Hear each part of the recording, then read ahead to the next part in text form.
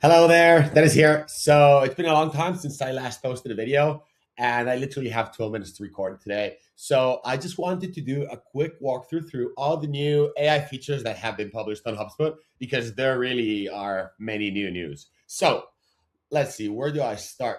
Well, first I would start through this tab, which is called Context. In HubSpot, if you're following anybody of the HubSpot team, yeah, Mini Darmesh, you will continuously hear us talk about context because AI is as good as the context it gets.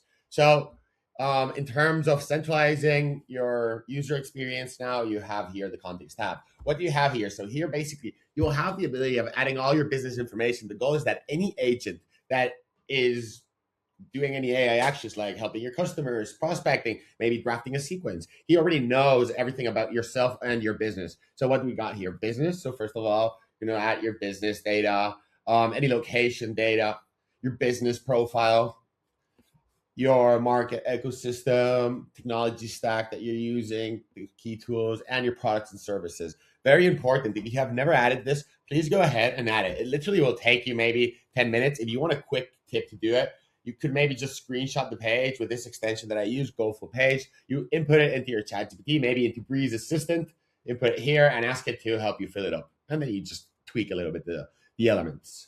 Then customers. Here's where you're going to add your ICPs, your ideal customer profiles, add your personas. Very important for customer agent, or maybe whenever you're for prospecting agent, or maybe whenever you're asking your Breeze assistant to draft a personalized sequence or email for a specific contact.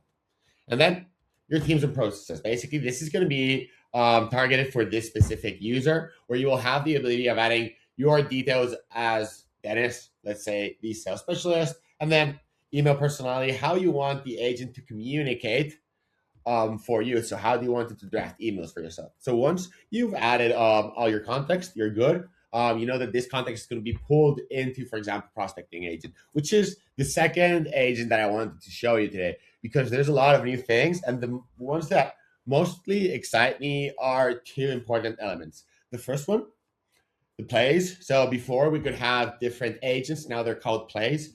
But what is more important of these plays is that, first of all, when you set them up, now it's very straightforward. Who are you going to target? What signals are going to activate the prospecting agent? And what are your target personas? Remember a second ago we were checking the personas. So here is where they're going to be added automatically. See, now I can just select my personas and I could just save it.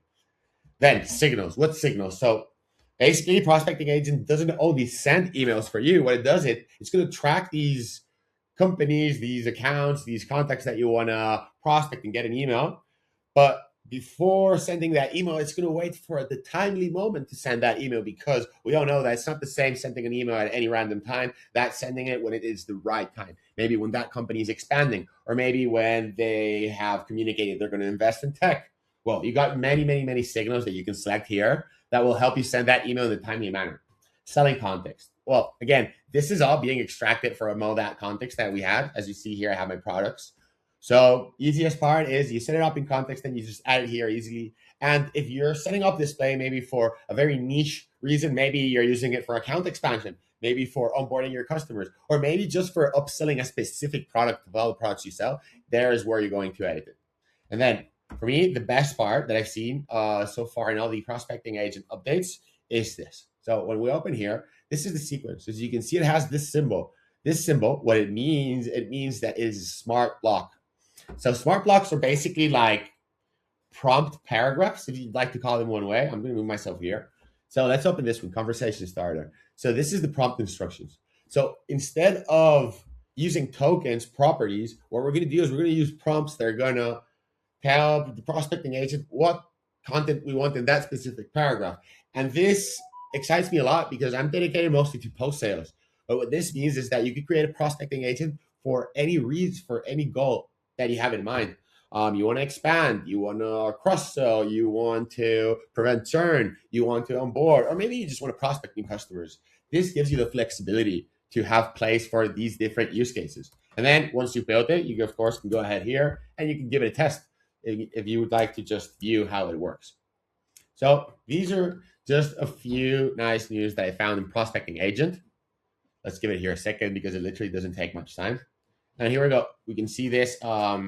this preview of how this email would look like. And also to let you know, I was going to forget about it. Now you can add tasks. So you're not only creating a sequence where the agent is going to impact, it's a collaborative sequence between yourself and the agent. Maybe the agent sends the email, but maybe you then send them an email or you give them a call.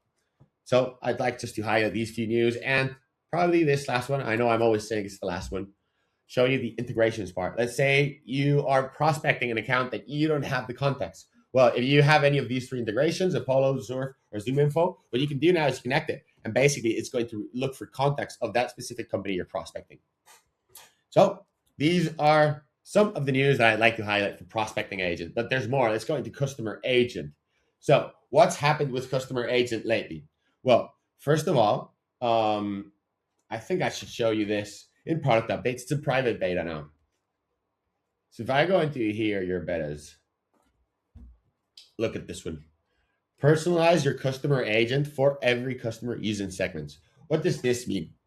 This means that basically you can have multiple customer agents that are going to behave, have different knowledge, do different actions based on your customer segments.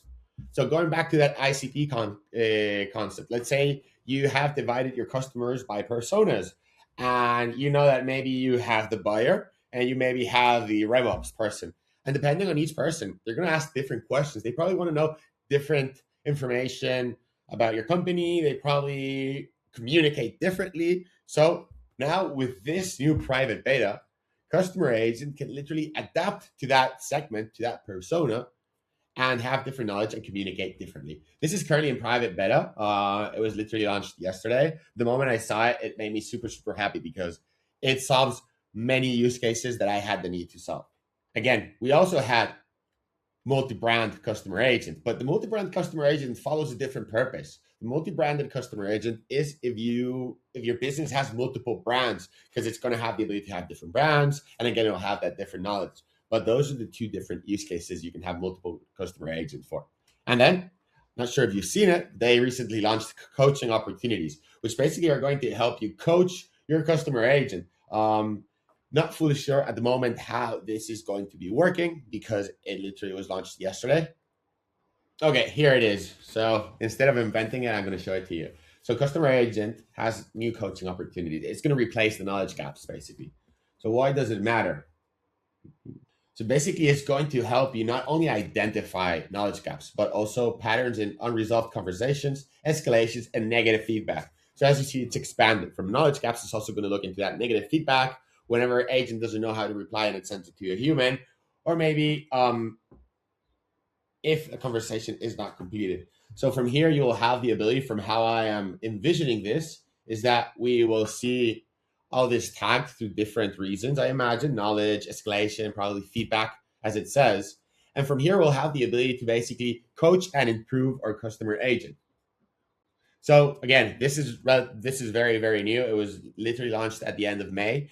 I still haven't used it so much. So the moment I start getting more experience with this, I will launch a new video showing you how we can better coach our agents. So again, just wanted to do this quick video in case you had missed any of these product updates. If you'd like to view any other product updates, remember you always have them here in product updates, where you will find many, many updates that are happening. We got folders and help desk views.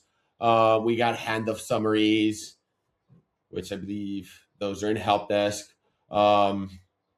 We have current customer properties. So many, many, many new updates that are being launched daily. So if you're not checking this, remember that you always have your For You tab where you will get all these recommended updates for you.